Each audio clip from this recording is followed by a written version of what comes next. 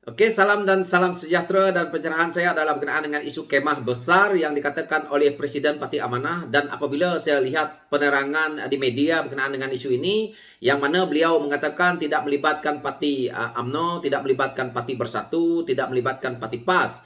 Jadi kalau kita tidak libatkan parti itu bermakna kita akan libatkan Parti Pejuang, Parti Warisan, dan juga Parti Muda. Itu saja parti yang ada dalam komponen di pusat untuk kita nak terima sebagai kemah besar ni. Kita juga adalah sepihan-sepihan parti daripada parti lokal daripada Sabah dan Sarawak.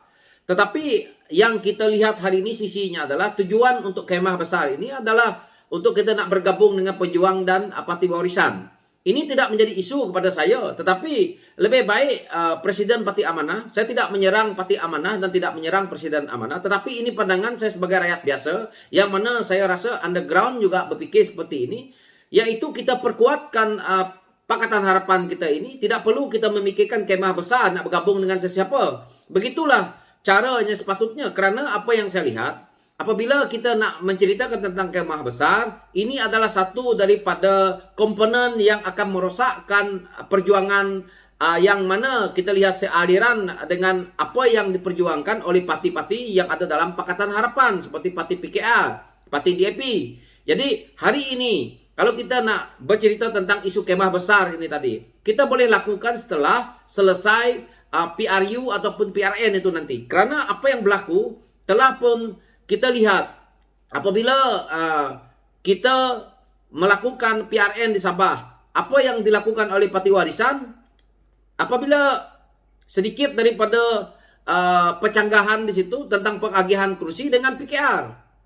Begitu juga yang mana kita lihat jika kita hendak membuat kemah besar, maka Pejuang juga apabila PRU ataupun PRN, mereka juga mungkin akan menuntut hal yang sama. Kerana mereka juga ingin menonjolkan tokoh-tokoh mereka mungkin untuk menjadi Perdana Menteri ataupun menjadi timbalan Perdana Menteri ataupun menjadi Menteri Besar.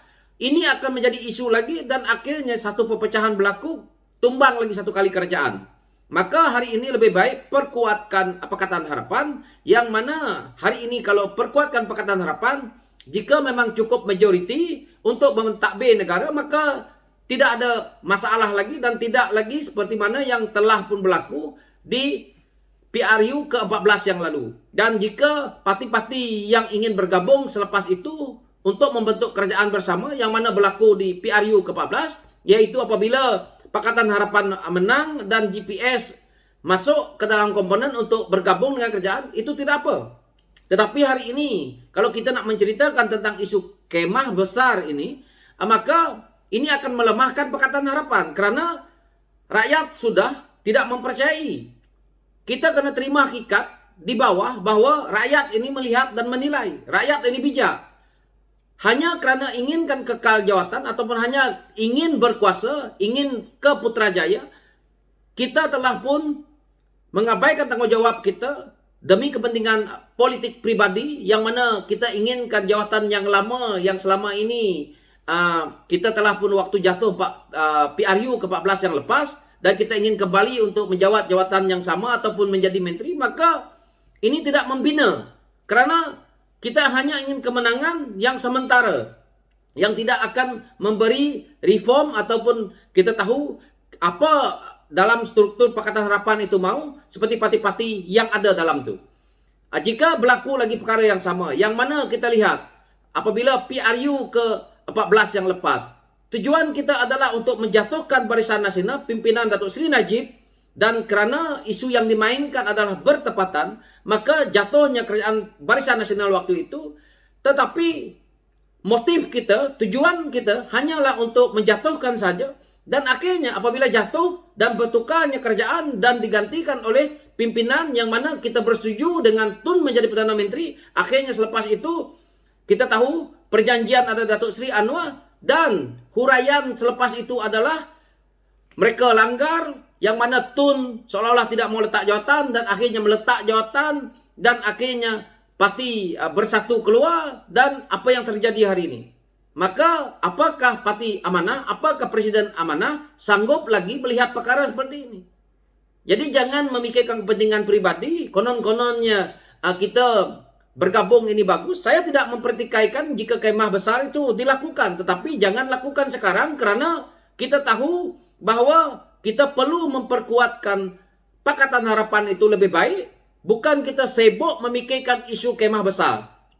Jika Presiden Parti Amanah hendak memikirkan isu itu, lebih baik bersama dengan parti-parti serpihan ataupun parti-parti baru ataupun dengan TUN membuat satu lagi komponen pembangkang yang lain.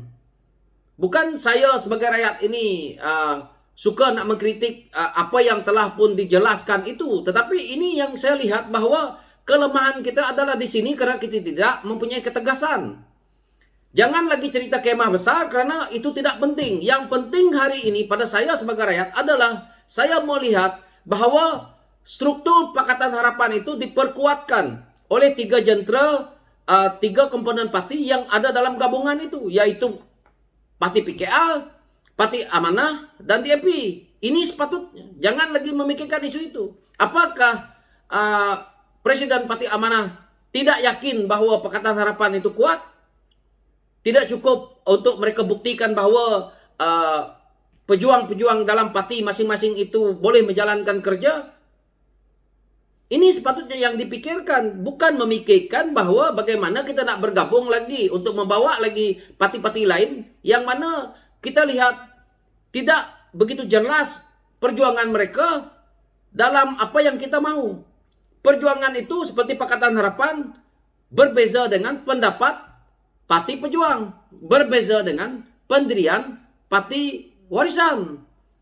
Mereka ini bertujuan, contohnya Parti Pejuang, harapan mereka adalah untuk menjadikan Tun Perdana Menteri sekali lagi. Dan orang-orang yang ada dalam Pakatan Harapan nanti, seperti mana yang berlaku yang PRU ke-14, maka banyak yang tersisih.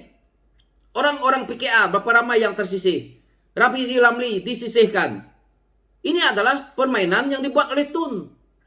Hari ini kalau kita nak cerita lagi tentang kemah besar, nanti sekali lagi perkara ini berlaku. Begitu juga kita tahu Parti Warisan. Kita tahu Parti Warisan juga bercita-cita menjadi Perdana Menteri. Pernah kita dengar juga bahwa Presiden Parti Warisan dengan jelas mahukan posisinya itu timbalan Perdana Menteri. Saya sebagai anak Sabah Sarawak bersetuju di sini. Tetapi daripada sisi politiknya, secara kita nak bermain politik secara jujur dan telus ini, kita nak mereka yang betul-betul berjuang dalam satu komponen yang mana tidak berebut akan jawatan ini.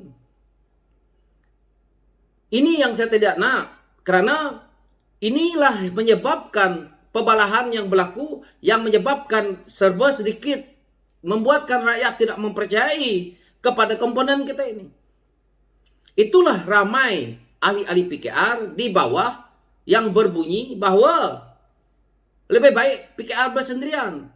Tetapi saya pahamlah sebagai rakyat bahwa parti yang ada hari ini, di dalam dunia yang ada hari ini, tidak dapat bersendirian. Sekuat mana pun, seperti mana parti yang kita lihat, seperti UMNO, mereka juga perlukan gabungan. Mana-mana parti pun. Jadi kita dah ada satu gabungan kita. Dah ada kita punya base untuk kita nak move kan kita punya komponen, kita punya Pakatan Harapan. Kenapa kita tidak perkuatkan? Perlu sangat ke kita nak membuat satu pakatan lain, kemah besar lah, kemah kecil lah. Ini pun sepatutnya tidak perlu saya sebagai rakyat kritik, kerana sebagai seorang tokoh politik lama, fikirlah benda-benda yang bermanfaat kepada rakyat. Ini adalah politik baru. Ini bukan politik yang zaman tahun 60-an, 70-an, 90-an yang lalu. Hari ini adalah rakyat melihat, rakyat menilai. Rakyat ini mudah. Saya turun ke bawah, rakyat akan berkata, sama aja saya bagi Pakatan Harapan. Sama juga caranya bagi dekat Barisan Nasional. Sama juga. Yang kami mau hari ini, kerana kita dah lihat Barisan Nasional boleh memerintah seperti ini. Dah alang-alang, bagilah mereka. Mereka juga dah punya pengalaman. Jadi, ini adalah kata-kata rakyat yang selalu saya dengar di bawah. Maka sepatutnya inilah hujah yang kita perlu tunjukkan, yaitu ketegasan kita dalam gabungan politik, ketegasan kita dalam kita membuat tindakan yang dilihat oleh rakyat bahwa kita ini mempunyai perjuangan yang kukuh, perjuangan yang terbaik untuk dilihat oleh rakyat.